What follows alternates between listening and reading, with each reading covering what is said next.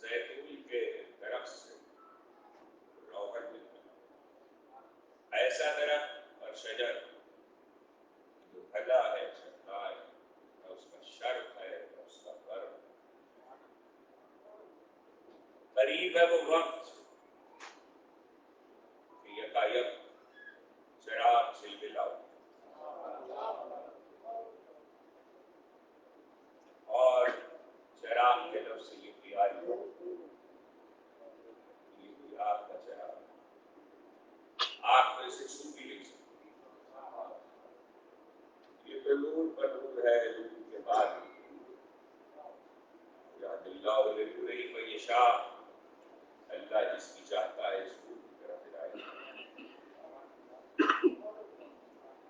وَيَضْرِبُ اللَّهُ الْأَمْثَالَ لِلنَّاسِ، اور اللہ مثالیں بیان انسانوں کی، اللہ بكل شيء علیم، اللہ ہر شے کا جاننے والا ہے۔ سلسلہ نور پہ کل گفتگو اس مرحلے پر رک گئی کہ اول خلقت اور قرآن کے اس بیان کے بعد اور پیغمبر کی حدیثوں کے بیان کے بعد اگر کوئی اس آیت کو بہت غور سے پڑھ لے تو بہر صورت ایک بات اس پر واضح ہے کہ نور کی تخلیق ازلی ہے۔ جس نور کا ذکر قرآن کر رہا ہے یہ ازلی ہے۔ دوسری بات یہ کہ پہلے ٹکڑے کو چھوڑ کر جو دوسرے ٹکڑے سے جو مثال دی جا رہی ہے وہ تخلیق ہے، اس لیے کوئی یہ نہیں کہہ سکتا کہ وہ اللہ کے بارے میں بات ہو۔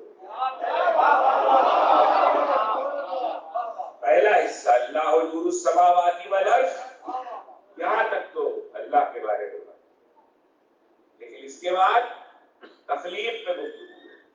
جب تخلیق پہ گفتگو ہے تو آپ کو کوئی وجود نور ماننا پڑے گا،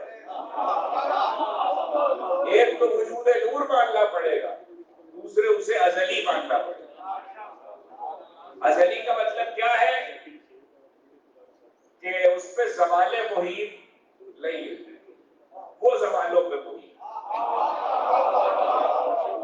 اب تیسری بات جو اس آیت میں بہت اہم ہے، اس پہ قرآن کے پڑھنے والوں کو غور کرنا چاہیے کہ اللہ نے چھوٹا سا ٹکڑا درمیان میں رکھا ہے، آگ تو اسے چھو بھی نہیں سکتی۔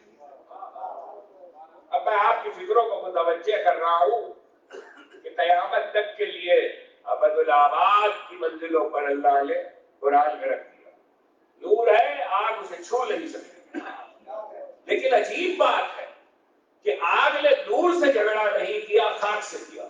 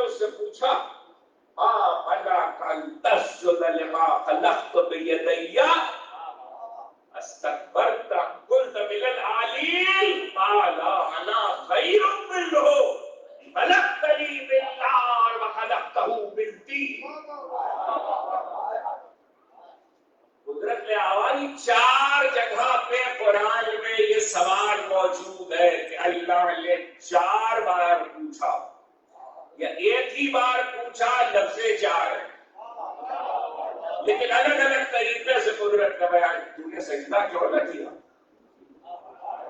اسے جسے پہلے اپنے ہاتھوں سے بنایا,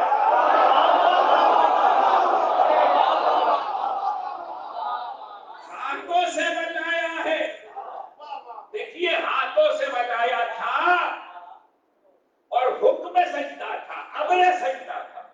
اس کے باوجود جسے بنایا تھا وہ انہیں امر نہیں تھا.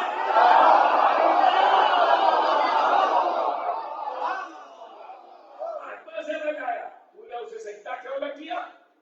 قالا انا خیر منہ, اس نے کہا میں اس سے بہتر ہوں.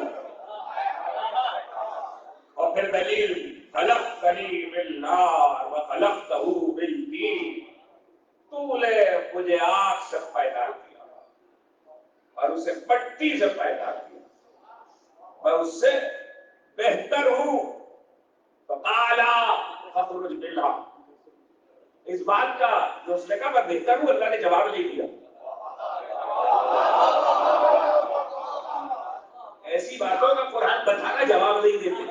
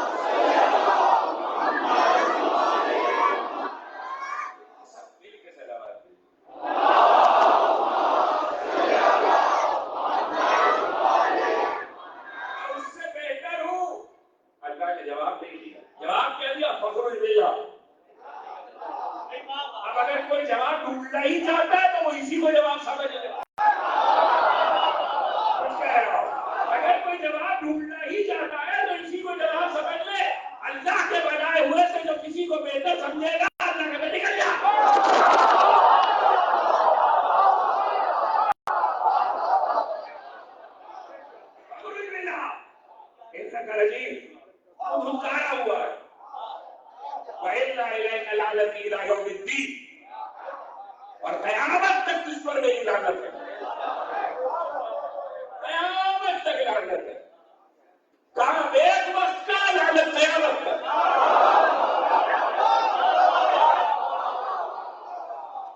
کہاں ایک لمحے کا لعنت قیامت تک. قال رب فانظرنی الی یوم یبعثون الا وإنك من المنذرين الى يوم الوقت المعلوم. تو اب اس نے کہا پروردگار اچھا نکال تو دیا تم نے, مہلت ہی دے, نکال تو دیا تم نے, مہلت ہی دے دے.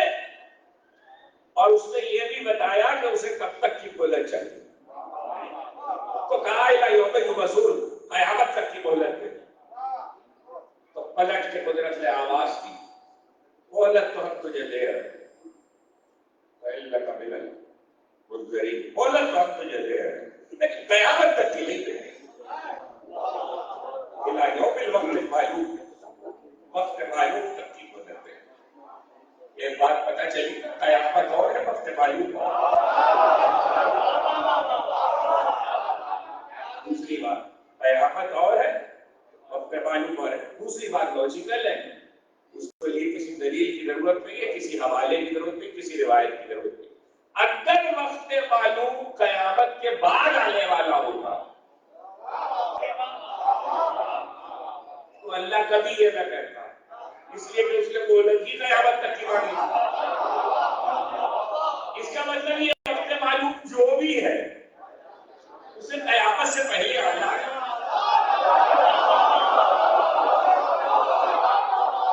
جو بھی ہے اسے قیامت سے پہلے آنا ہے. تو چلو ایک بات تو طے ہے, کوئی وقت معلوم ہے. ظاہر ہے سب کو تو نہیں معلوم, ورنہ وقت معلوم کیوں ہوتا. سب کو نہیں معلوم, اس لیے وقت معلوم ہے.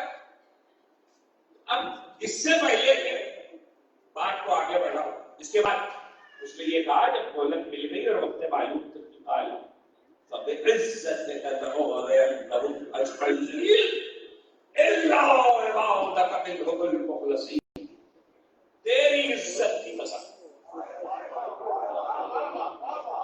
یاد رکھیے قرآن کے ان لفظوں کو میری نسل نو یاد رکھے. تیری عزت کی قسم سب کو بہکاؤ، سب کو بہکاؤ، الا عبادک منهم المخلصین، مگر تیرے جو مخلص بنتے ہیں، مخلص، ان پر میرا زور نہیں چلے گا، ان پر میرا بس نہیں چلے گا. اعلیٰ لعلہ جہنم منک وممن تبعک منهم اجمعین. تو خود آواز ٹھیک ہے، بھر دوں گا جہنم، جہنم کو بھر دوں تجھ سے اور تیرے پیروکاروں سے.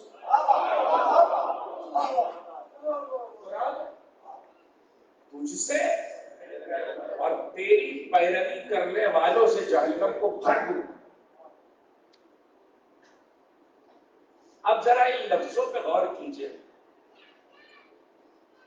کہ وہ اللہ سے گفتگو کر رہا ہے.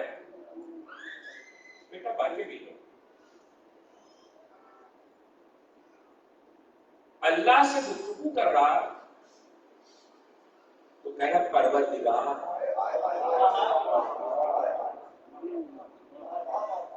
تو کہہ رہا تیری عزت کی قسم. ایک بات تو ثابت ہو گئی، ابلیس کا توحید پہ کوئی جھگڑا نہیں.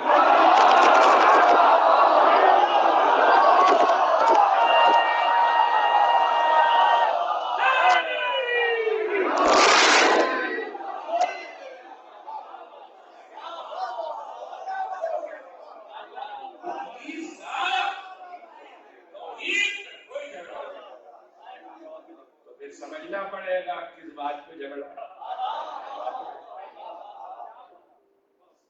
اچھا تو کیا نبوت پہ جھگڑا؟ نبوت پہ بات ہی نہیں. کمال یہ کہ آیتیں میں نے آپ کو سنا دی، اس میں نبوت پہ بات ہی نہیں، تو پھر جھگڑا کیوں ہوا؟ انا خیر منہ، میں اس سے بہتر. معلوم ہوا نہ توحید پہ جھگڑا، نہ نبوت پہ جھگڑا، فضیلت پہ جھگڑا.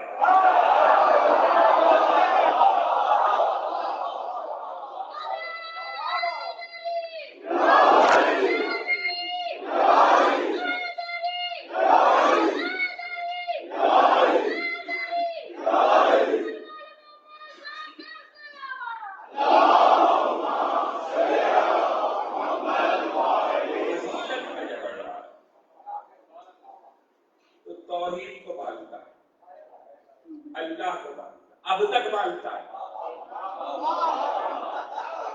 بارگاہ الہی سے نکالا گیا ہے مگر اللہ کی خلاقیت و وحدانیت کا منکر نہیں ہے، مگر پھر بھی لعنت پڑ رہی ہے.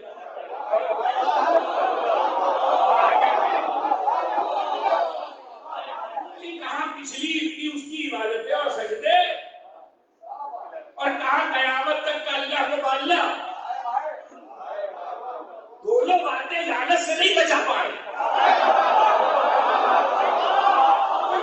کوئی ایسی بات جو لعنت سے بچا.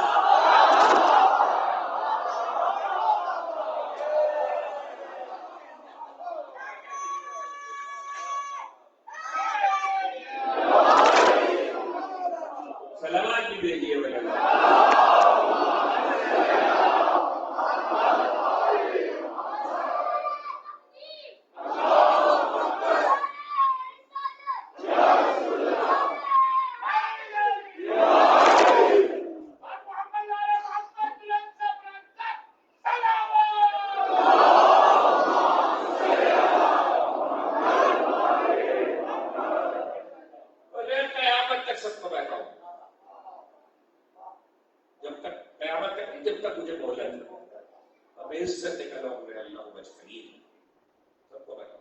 الا عبادک منهم المخلصین، مگر جو تیرے مختلف، اب بڑی مجبوری ہے کہ اردو زبان پہ ترجمے جو رائج ہیں وہی پڑھے جاتے ہیں.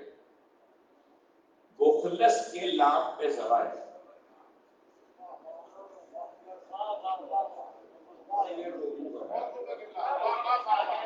مخلص کے لام پہ زبان ہے، اور اس کا صحیح ترجمہ ہے جنہیں خالص کر دیا گیا.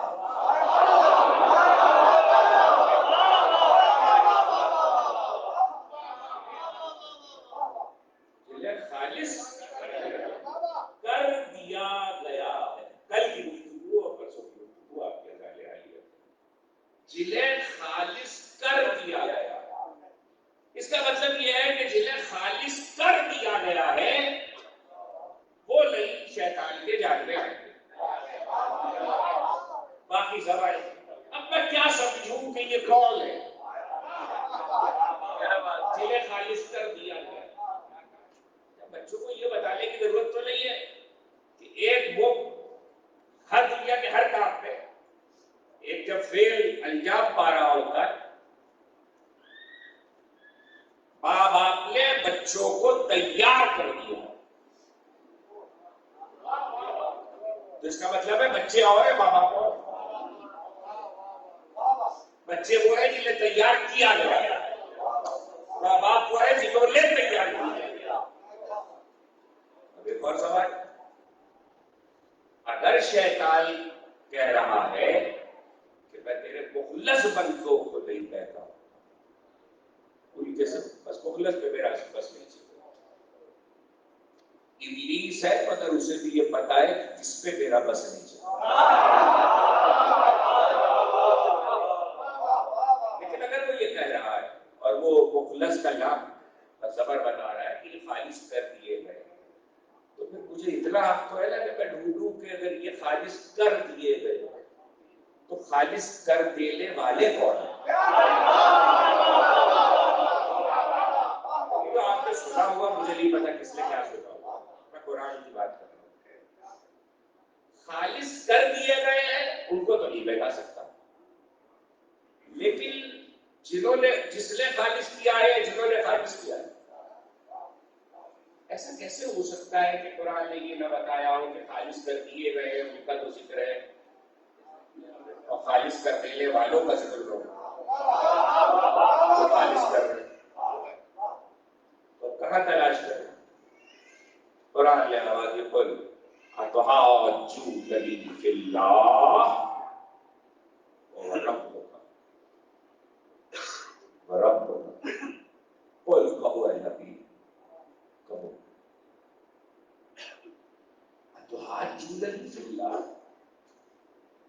تم اللہ کے بارے میں مجھ سے لڑ رہے ہو. قل یاد رکھیے گا، قل کہو اے نبی تم کہو اتحاجونی فی اللہ، تم اللہ کے بارے میں مجھ سے لڑ رہے ہو. جن سے بھی کہنا کہو تم اللہ کے بارے میں مجھ سے لڑ رہے ہو، مجھ سے مجادلہ کر رہے ہو. وربنا وربکم، وہ ہمارا پروردگار ہے اور تمہارا پروردگار. ولنا اعمالنا ولکم اعمالکم، ہمارے عمل ہمارے لیے، تمہارے عمل تمہارے لیے. آخری ٹکڑا سنانا تھا، وہ روک لیا، اب یہ پھر دوہرا دوں تو وہ سنیے. قل کہو اے حبیب، تم سب سے کریں جو لوگ لڑ رہے ہیں اللہ کے بارے، تم اللہ کے بارے میں ہم سے لڑ رہے ہو، مجادلہ کر رہے ہو. وہ ہمارا پروردگار ہے، تمہارا پروردگار، ہمارے اعمال ہمارے لیے، تمہارے اعمال تمہارے لیے. وَنَحْنُ لَهُ مُخْلِصُونَ، ہم ہیں اللہ کے لیے جو خالص بنانے والے ہیں.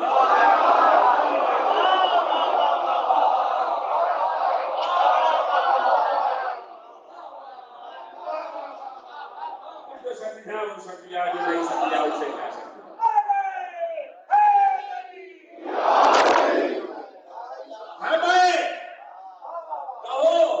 مرضی سے نہیں کہنا، اللہ کہلوا رہا. کہو ہم مخلصون، وہ ہے مخلصون،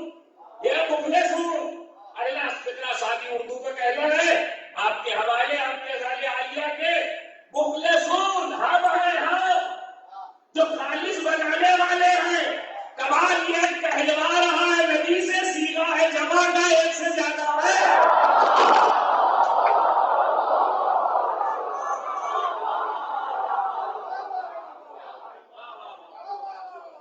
کہلوا رہا ہے نبی سے سیغہ جمع کا ہے ایک سے زیادہ ہے. تو اب یہ فرق ہمیشہ سے قرآن کے پڑھنے والے یاد رکھے کہ جنہیں خالص بنایا گیا ہے وہ اور ہے، جو خالص بنانے والے ہیں وہ اور ہیں. ابلیس کو دیکھیے اتنی جرأت نہ ہوئی، مخلصین پہ بات کی ہے، مخلصین پہ کوئی بات نہیں کہہ گیا.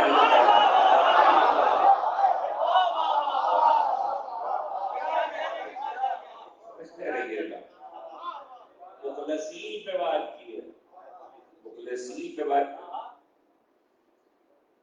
بابا نا کال تسجد لما خلقت بيدي، تجھے کس لیے بنا کیا؟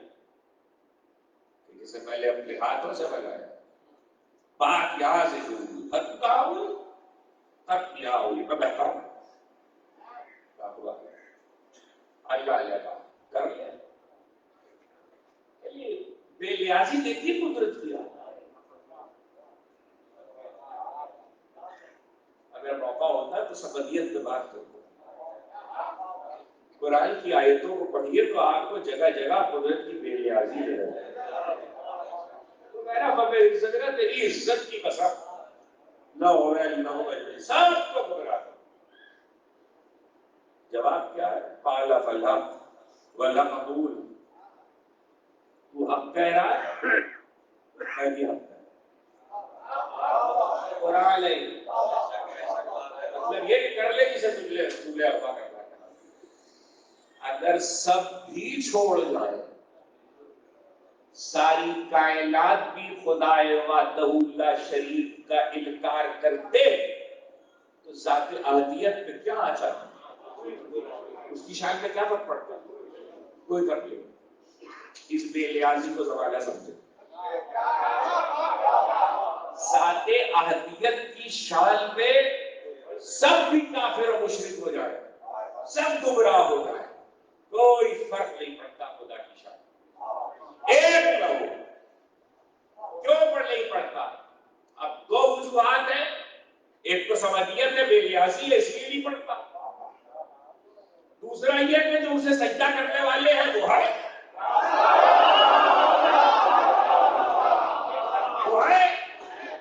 تو بے لیازی بھی سمجھیے گا. لیکن مجھے ظاہر ہے سب بے لیازی ہی سے بات کر لیے تو ایک جملہ کہہ کے آگے بڑھ جاؤ. بتاؤ کہ بیداری بتائیں گے محمد و آل محمد. بے لیازی یہ ہے، سمجھیت یہ ہے کہ ساری کائنات بھی انکار کر دے تو شان الہی پہ آنچ نہیں آتی. مقام توحید سمجھ میں آ گیا. اب سمجھ میں آیا کہ رسول نے بات کو یہاں سے کیوں شروع کیا تھا. اللہ مولانا وعلا مولاکم مولا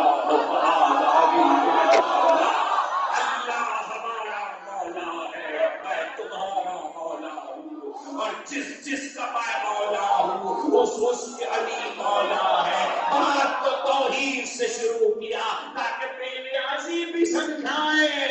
اگر زمانہ چھوڑ دے اس کی شان میں فرق نہیں آتا، زمانہ چھوڑ دے رسالت میں آج نہیں آتی.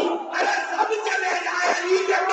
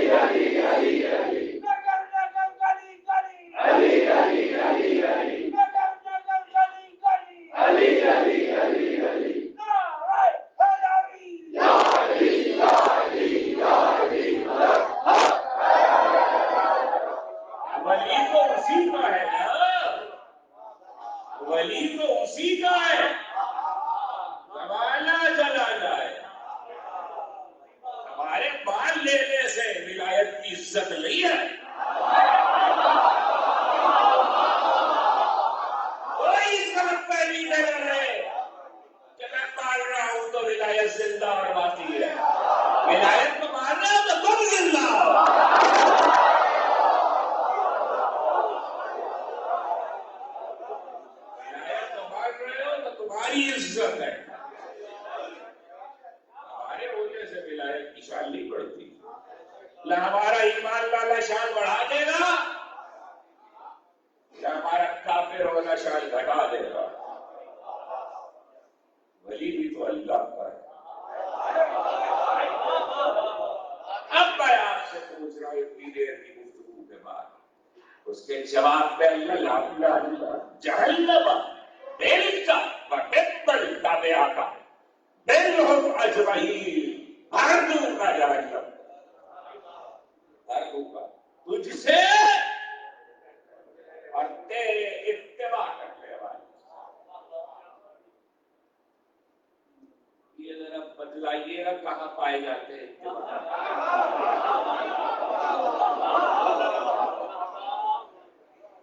کہاں پائے جاتے ہیں؟ کسی نے کوئی دین مذہب فرقہ دیکھا ہے؟ تب دنیا میں یہ فلاں قوم ہے یہ شیطان کے پیروکار ہے. کسی کو برائی کرتے دیکھ کر انسان ضرور کہہ دیتا ہے کہ شیطان کے پیروکار. اور مزے کی بات ہے وہ کہتا ہے جو خود پیروی کر رہا ہوں. صلوات بھیجے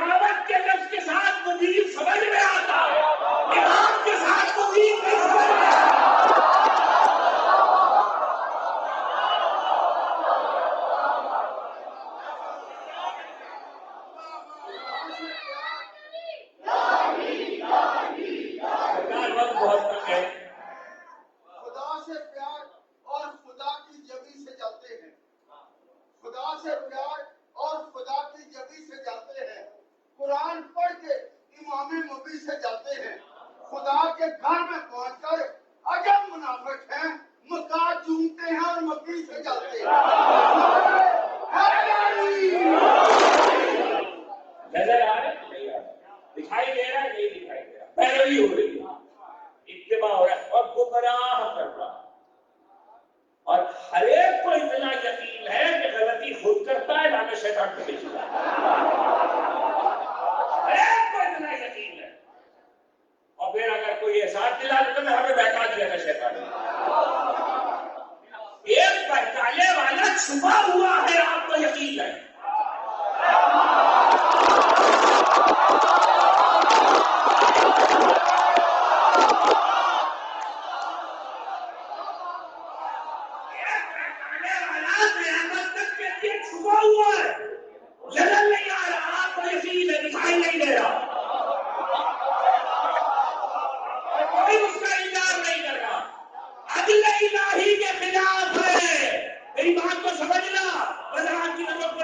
اسی موقع سے بات ہو جائے گی. عدل الہی کے خلاف ہے کہ کوئی چھپ چھپ کے رہنا ہے، اور خدا ایسے کو نہ رکھے جو چھپ چھپ کے ہی رہے.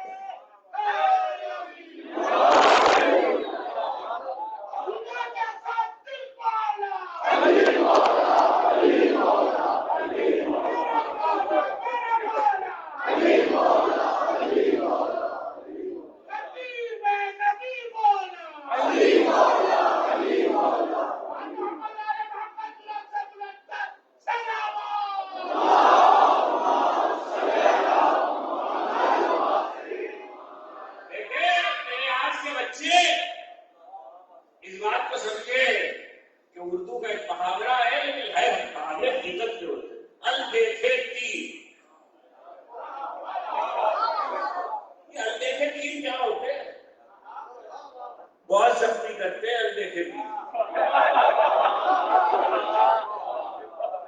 مجھے یہ نہیں پتا کہ تیر آیا کدھر سے. میں دیکھ ہی نہیں رہا، میں تیر چلانے والے ہی کو نہیں دیکھ رہا تو تیر کو کیا دیکھوں گا؟ اگر تیر چلانے والے کو نہیں دیکھ رہا تو مجھے بتاؤ کہ فطرت بشری کی بنیاد پر مجھے کسی ایسے کی ضرورت ہے نا جو مجھے اس اندھے کے تیروں سے بچائے. چاہے میں اسے نہ دیکھ رہا ہوں لیکن وہ تیر چلانے والے کو دیکھ رہا ہوں. آج کی تقریر مسجد سے قریب ہو رہی ہے، ساری آیتیں جو آج پڑھی ان کے مطالب آپ کے ہاتھ سے ہے، میں بات کو مکمل کر رہا ہوں. اندھے کے تیر ہے، پیروی ہو رہی ہے، اللہ تعالیٰ جہنم کو بھر دوں گا. مجھے تو فطرت بشر میں ضرورت ہے نا کسی ایسے کی، چاہے اب دونوں باتیں سمجھ لیجیے کہ چاہے وہ بچانے والا مجھے دکھائی دے رہا ہو تب بھی وہ اس لائق ہونا چاہیے کہ وہ اسے دیکھ سکے کہ تیر کون مار رہا ہے. چاہے وہ مجھے نظر نہ آ رہا ہو تب بھی وہ مجھے بچانے کی صلاحیت رکھتا ہو، ورنہ پائے تو نہیں بچ پاؤں گا. اور جب اندھے سے تیر آئیں گے تو زخمی ہو کے گھائل ہو کے آخر میں مجھے جہنم میں ہی جانا پڑے گا. دیکھیے یہ وہ اندھے سے تیر ہے جو جہنم میں لے جائیں گے.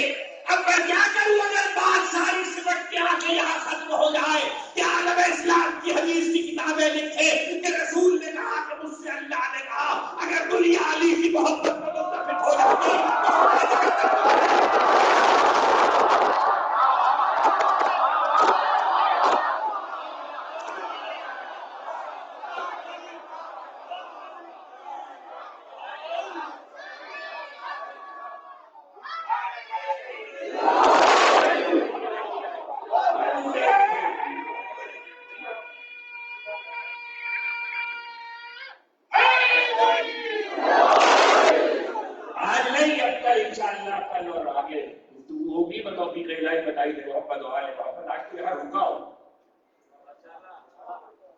ابھی تو پہلی منزل پہ پہنچے ہیں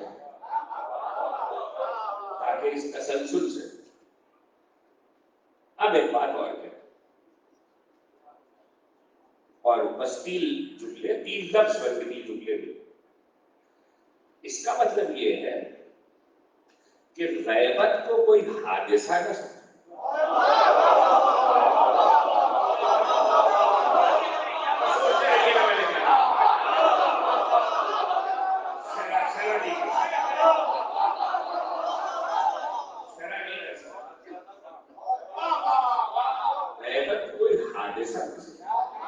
چاہے آپ ایسے سننے والوں کو یہ بتانے کی ضرورت ہے کہ حادثہ کسے کہتے ہیں، اچانک سے ہو جانے والی حادثہ. اسی والی پہ کس والی پہ استعمال کرنا ہے. تین چیزوں کے بارے میں میں ہمیشہ کہتا ہوں اور اس کو بچے سمجھ. پہلے کیوں کہا کہ غیبت کو حادثہ نہیں؟ کسی خوف سے غیبت نہیں ہوئی. اس لیے کہ جب بات کرو گے کہ اللہ کا ارادہ سے تو پھر خوف ہے، اس لیے حادثہ وہ تمام آیات کو پڑھو جو ابتدائے آفریش، آغاز کائنات اور ابتدا کے دور کی ساری تفصیلات کو بیان کرو. بات پہنچ گئی تو آپ کی دو لفظ 3 چیزیں اسلام میں، ان کو ہمارے آج کے بچے غور کریں. یہ حادثہ ہے، غیبت حادثہ نہیں، کربلا حادثہ نہیں ہے، غدیر حادثہ ہے.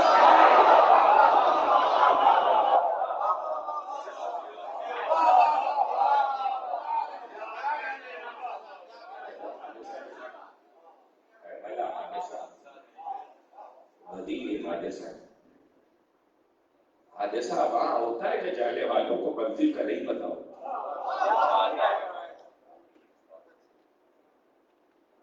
یہاں تو چلنے والوں کو منزل کا پتا ہے. ان کو ان کے رہوار کو پتا ہے. چلتے چلتے گھوڑا رک گئے.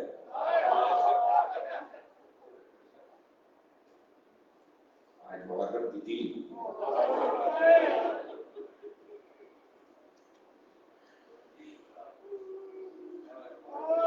چلتے چلتے رہوار ہو گئے. 7 گھوڑے بدلے، کوئی گھوڑا آگے لگا.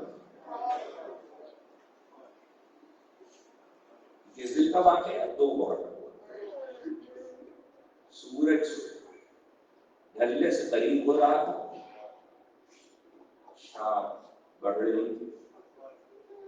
حسین والد کربلا ہو،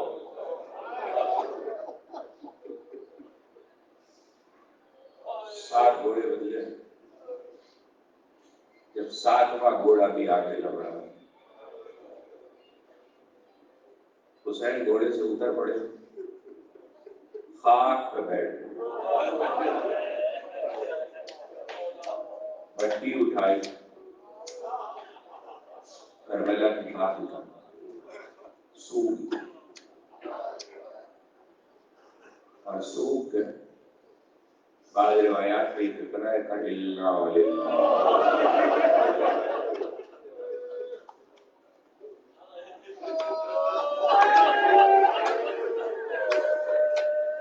خدا آپ کی آوازوں پر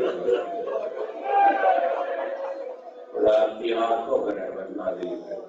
سیدہ کو جیسے آپ کے آنسو پسند ہے، ایسے ہی گریے کی بدل آوازیں بھی پسند ہے. آپ کا کوئی کام ایسا نہیں ہے جس میں یہ لگا ہو جب ہماری مصیبت پر ہونا تو چیخ مار دو. ایسے رونا جیسے ہماری مضبوط دادی ہوتی. مٹی کو سوکھا، اور اڑ کے عباس کا چہرہ دیکھا اور پہلے عباس کہنے لگا دو. اب ہم یہاں سے آگے نہیں بڑھیں. کہنے لگائے ہیں سواریاں اترنا شروع. جو لوگ ساتھ تھے ان میں سے کہنے لگے کہ یہاں قریب میں کوئی آبادیاں ہیں اور کوئی ان سے واقف ہے، ان میں سے بلائے لوگوں کو. آبادی سب سے زیادہ قریب بنی اسد کی تھی. بنی اسد بلائے گئے. جب بنی اسد بلائے گئے کافی لوگ تھے. کرسی رکھ دی گئی حسین بن علی کے لیے. حسین بن علی نے بنی اسد کے لوگوں کو دیکھا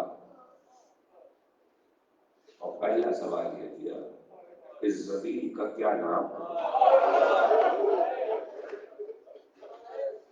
اس زمین کا کیا نام؟ ایک شخص نے کہا فرزند رسول، اس زمین کو غازیہ. کا کوئی اور نام؟ ملے روا.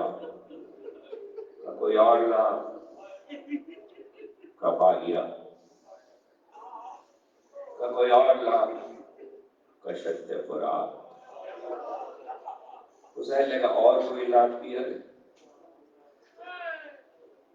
مجمع میں جو سب سے بوڑھا تھا وہ اٹھا، ہاتھ جوڑے، فرزند رسول کربلا.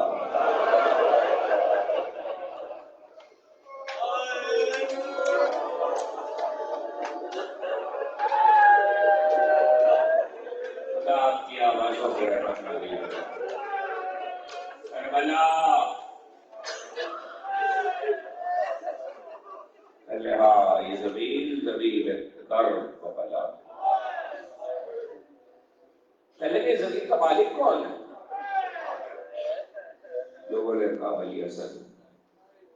ولی اسد اگر ہم یہ زمین خریدنا چاہیں تو وہ بوڑھا جس نے نام کربلا بتایا تھا وہ پھر اٹھا. اس نے کہا فرزند رسول اگر اجازت دے تو کچھ عرض کروں. کہیے. فرزند رسول اگر آپ کا اس زمین کو خریدنے کا ارادہ ہے تو ترک کر دیجیے. یہ زمین نبیوں اور نبیوں کی اولادوں کو راس ہے.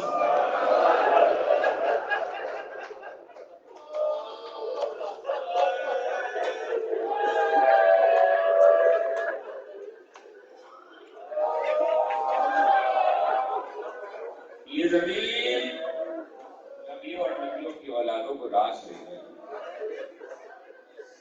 حضرت نے کہا مقدر ہو چکا ہے. حملہ یہی ہوگا، یہی رہے. فیصلہ ہوا، قیمت طے ہوئی، قیمت ادا کی.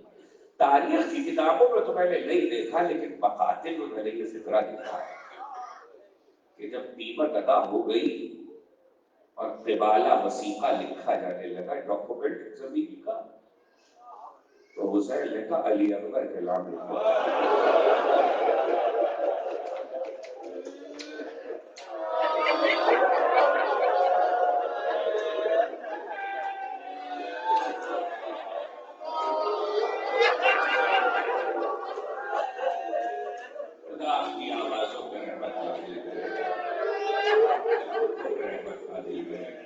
ایک مرتبہ علی اسد سے باتیں کر رہے تھے کہ خیمے لگ چکے تھے، سواریاں اتر چکی تھی. فضا نے میرے خیمہ بنا کر پیغام بھجوایا.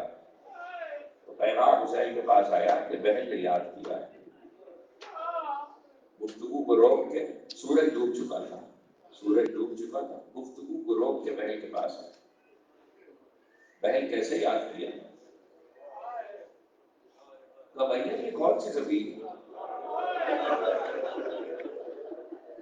جب سے یہاں خیمہ زن ہوئے یہاں کی گرد اڑ اڑ کر میرے بچوں کے سروں پہ آ رہے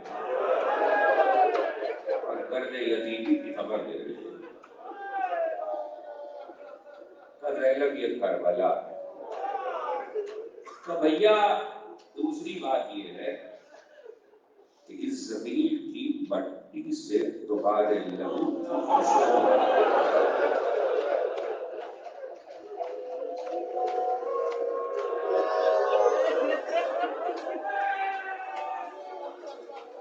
خدا کی آوازوں پہ رحمت نازل کرے، خدا کی آنکھوں پہ رحمت نازل کرے. اس زمین کی مٹی سے تمہارے لہو کی خوشبو. رونے لگے حسین. یہی رہنا یا ہماری خبر بنے. تڑپ کے علی کی بیٹی نے تیسرا فکرہ کا بھیا جب سے سورج ڈوبا ہے خیموں کے پیچھے سے کسی بیوی کے رونے کی آواز آ رہی ہے. تو کہتی ہے واللہ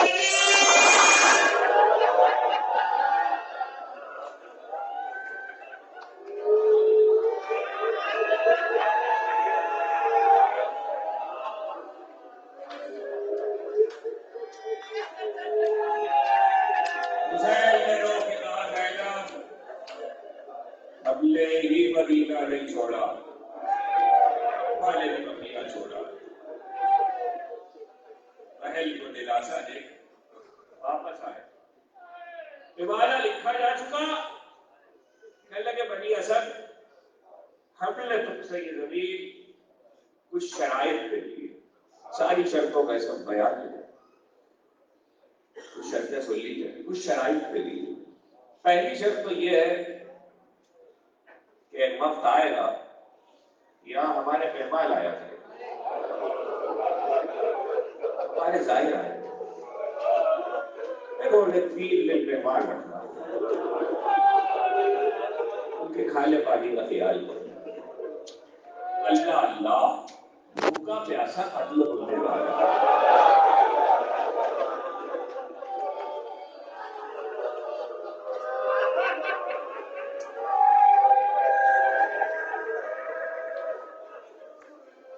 مجھے نہیں معلوم کہ عراق کی 2004 سے عراق کی آزادی کے بعد سے ظاہروں کی کہبہ کہبی پہ کسی نے اس بات کو مشاہدہ کیا ہے کہ نہیں کیا، لیکن میں اس زمانے میں گیا ہوں اس سے بہت پہلے 90 92 94 95 کے زمانے میں، جب کربلا میں بڑی غربت تھی تو میں نے اپنی آنکھوں سے یہ دیکھا کہ اس زمانے میں جب کوئی زائر آتا تھا تو بنی اسد کے چھوٹے چھوٹے بچے ایک پلیٹ کے رکابی میں تھوڑی سی کھجوریں اور پوزوں میں پانی لیے ہوئے راہوں پہ کھڑے ہوئے اور بس اتنا کہ ظاہر ہمیں حسین سے شرمندہ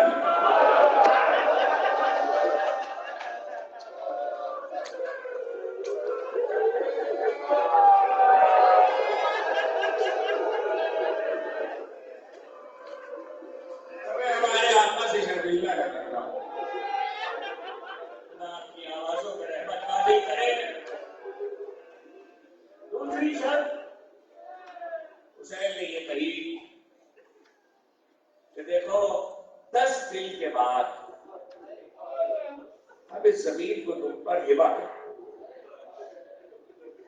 لیکن اس کے ساتھ بھی شرط ہے۔ وہ شرط یہ ہے کہ 10 دن کے بعد یہاں کچھ لاشیں پڑی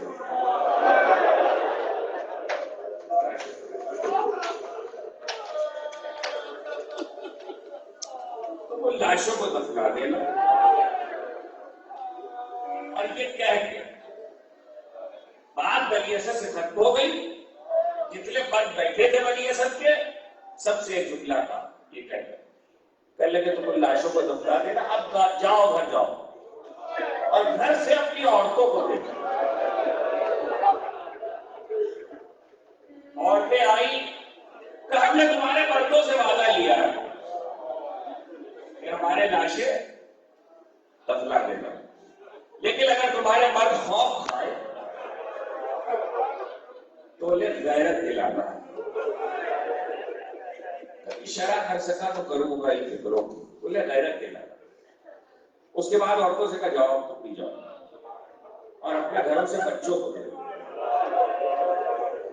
گندے گندے بچے آئے بڑی تعداد، اللہ رے غربت، حسین کی غربت، عجیب فکرہ تھا کہ تمہارے ماں باپ اگر خوف کھائے اور لاشیں دفن کرنے نہ آئے تو دیکھو کھیلتے کھیلتے اور مٹھی مٹھی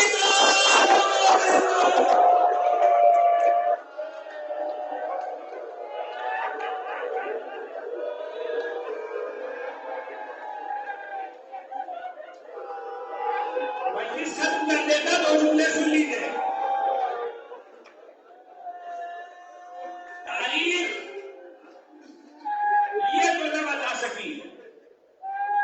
کہ لاشیں کس تاریخ کو دفن ہوئے اس کا کوئی تعین نہیں ہے، لیکن تاریخ نے یہ ضرور بتایا کہ عاشور کے بعد 40 دن بے گور و کفن لاشاں پڑا۔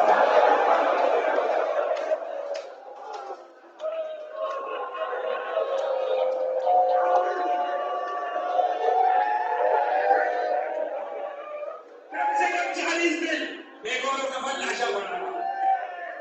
پھر جب تمہارا امام باعجاز قید خانے سے آیا، یہ وہ زمانہ تھا کہ جب بنی اسد جو علاقہ چھوڑ گئے تھے ان کی اکثریت، آدھے بنی اسد مارے گئے تھے۔ عاشور سے 1 دن پہلے نصرت کرنے آئے تھے، بنی اسد کی کافی تعداد ماری گئی، باقی علاقہ چھوڑ کے چلے گئے تھے۔ جب واپس آئے علاقے میں سکون ہوا اور واپس آئے تو بنی اسد کی عورتیں فرات پر پانی بھرنے آئے تو بنی اسد کی عورتوں نے لاشیں بکھرے ہوئے دیکھے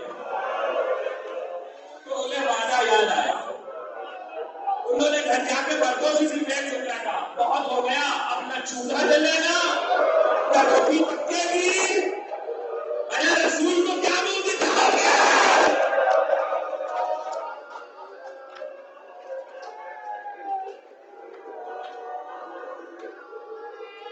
ولی اسد آئے لوگ اگر سرگردہ تھے، حیران و پریشان تھے، لاشوں پہ سر رہی تھے، کس کا لاش ہے، کیسے دفن کرے؟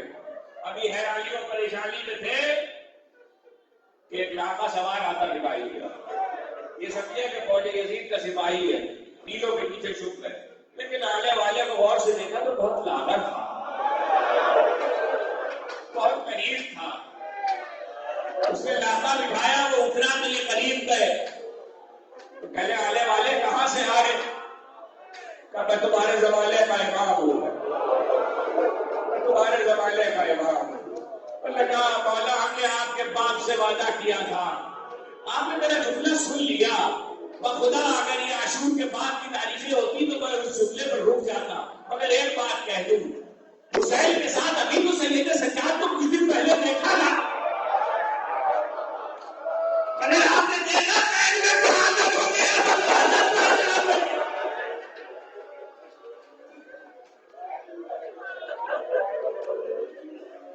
ولی اسد پہچان نہ سکے۔ آخری دو جملے، ایک مرتبہ کا مولا ہم نے وعدہ کیا تھا آپ کے بابا سے، مگر ہم لاشوں پہ سب رہی ہے، کیسے دفن کریں؟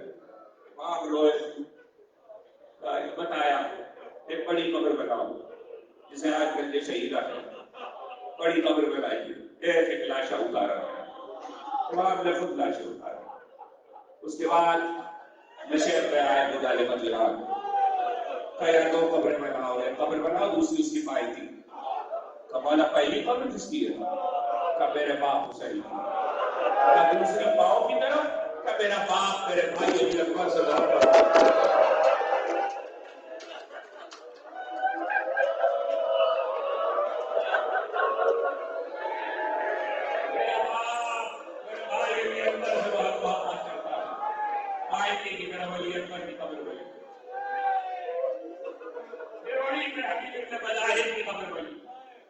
ساری قبریں بن چکی، حسین کی قبر بنا کے پل کر کے خدا کسی کو غربت کا یہ بہانا لگا۔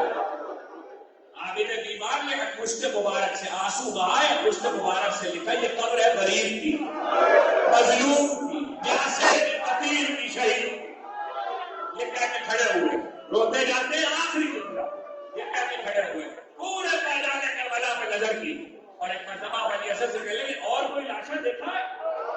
کہیں کوئی اور بھی لاشا دیکھا ہے؟ ولی اسد نے کہا مولا قرآن نے کہا ہے